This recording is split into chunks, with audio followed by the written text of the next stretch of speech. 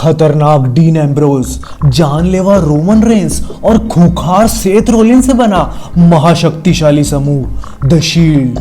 इस समूह ने WWE को अकेले ही अपने कंधों पर उठाकर चलाया। बहादुरी और निडरता का प्रतीक ये समूह एक के बाद एक मैचेस जीतना और प्रतिद्वंदियों की हड्डियां तोड़ने में माहिर है। फैंस द शील्ड के लिए कुछ भी करने को तैयार हैं। लेकिन क्या आपको पता है कि द शील्ड के सदस्य सेथ रोलिंस इवन बोर्न की वजह से WWE में आए? और क्या आपको ये पता है कि ये समूह बिखरने के बाद अब फिर से एक हो गया है? जानेंगे शील्ड का अनसुना इतिहास और उनके समूह की अनसुनी घटनाएं। लाइक और सब्सक्राइब करें ताकि मैं आगे भी आपके लिए ऐसे वीडियोस लाता रहूं। मैं हूं अश्विन चौहान और आप देख रहे हैं ग्लोबल कहानियां।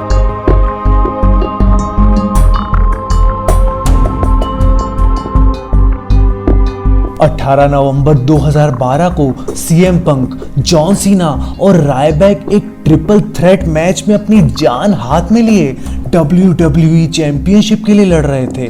तभी डीन एम्ब्रोज, रोमन रेंस और NXT champion Seth Rollins ring में आ गए और चल रहे ट्रिपल थ्रेट मैच में उन्होंने बाधा डाल दी और इस वजह से सीएम पंक ने जॉन सीना को पिन कर दिया और टाइटल अपने नाम कर लिया। लोगों को समझ नहीं आया कि इन तीनों ने साथ मिलकर सीएम पंक को क्यों जितवाया। नवंबर 26 के एक रॉ एपिसोड में ये तीनों फिर से आए और इस बार उन्होंने एक अनाउंसमेंट किया और वो अनाउंसमेंट था उनके नए ग्रुप द शील्ड के फॉर्मेशन का। इन तीनों ने अन्याय के खिलाफ लड़ने की कस्में खाई और एक दूसरे का साथ देकर द शील्ड को आगे ले जाने की दिशा दी। ऐसे बना आज तक का सबसे ज्यादा प्रलय ढाने वाला समूह द शील्ड। इस समूह में डीन एम्ब्रोज एक लीडर की तरह नजर आए। डीन एम्ब्रोज अपनी बातों से दूसरों को नीचा दिखाने में माहिर थे और उन्हें कई लोग अभिमानी भी मानते थे। डीन एम्ब्रोज का द शील्ड के लीडर होने का एक मुख्य कारण यह भी था कि वो उस समय रोमन रेंस और सेथ रोलिंस से ज्यादा अनुभवी थे। द शील्ड के दूसरे सदस्य रोमन रेंस इस समूह के पावर हाउस और हैवी हिटर कहलाते थे। ये मुंह से कम बोलते और हाथ पैर से ज्यादा। दिन में तारे दिखाने वाले रोमन रेंस को डीन एम्ब्रोज के जैसे बेइज्जती करना नहीं आती थी, लेकिन उनको दूसरों के छक्के छुड़ाना बखूबी आता था। हालांकि 2013 के बाद रोमन एक प्रकार के लीडर भी बन गए थे। द शील्ड के तीसरे सदस्य सेथ रोलिंस अपनी तहस नहस कर देने वाली स्टाइल के लिए जाने जाते हैं। उनका शील्ड में किरदार एक बहुत जल्द गर्म होने वाला कुश्तीबाज था जो शील्ड के लिए किसी भी हद तक जा सकता था। उनको the architect of the shield के नाम से भी जाना गया और ये नाम उनको उनके तेज दिमाग और बेहतरीन आइडियाज की वजह से दिया गया।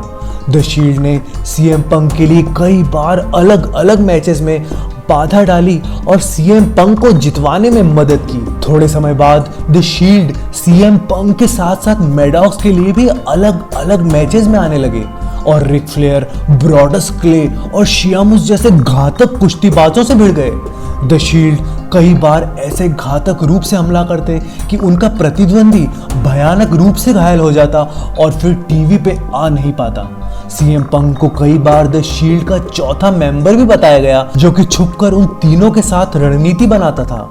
लेकिन हर बार पूछे जाने पर सीएम पंक इस बात को एक मनगढ़ंत कहानी ही बताते। द शील्ड अब सीएम पंक और मैडॉक्स के रक्षक के अलावा अपनी एक अलग ही पहचान बनाने लगा और रिकार्डो रॉड्रिगेज और मिक फॉली जैसे कुश्तीबाजों से भी भिड़ने लगे।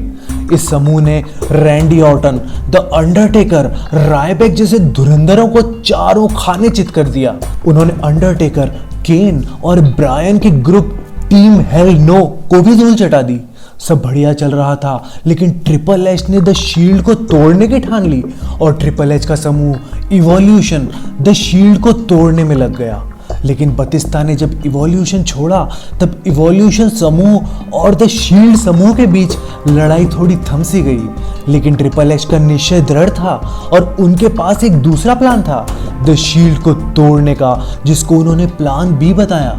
उन्होंने किसी तरह सेथ रॉलिंस को अपनी तरफ कर लिया और फिर रॉलिंस ने डीन एम्ब्रोज और रोमन रेंस पर हमला कर दिया। उन्होंने स्टील की कुर्सी उठाकर मारना शुरू कर दिया। इस तरह द शील्ड बिखर गई। दुनिया भर के WWE फैंस इस खबर से भौंचक के रह गए और द शील्ड के लौटने का लंबा इंतजार शुरू हो गया।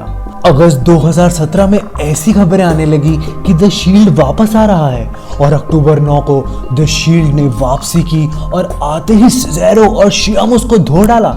दुनिया भर के फैंस के लिए ये एक उमंग भरा क्षण था। हम उम्मीद करते हैं कि अब द शील्ड हमेशा एकजुट होकर लड़ेगा और ज़्यादा से ज़्यादा लड़ाइयाँ जीतकर फिर से सबसे बेहतरीन समूह बनेगा। आपको क्या लगता है, क्या द शील्ड दोबारा WWE में अपनी धाक जमा पाएगा? और आप अगला वीडियो किस पर देखना चाहेंगे? मुझे कमेंट सेक्शन में बताएं। देखते रहिए ग्लोबल कहानियाँ।